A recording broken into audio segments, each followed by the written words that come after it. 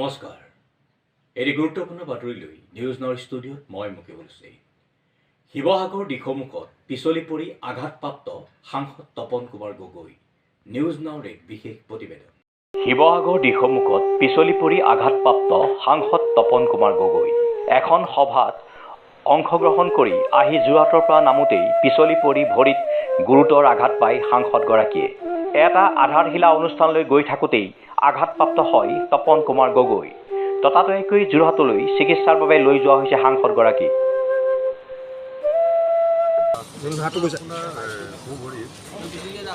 ঠিকে আছে।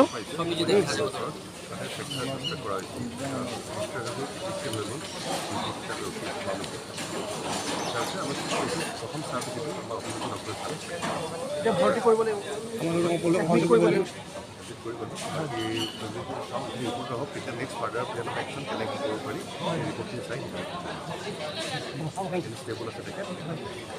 Bureau report news now 24/7।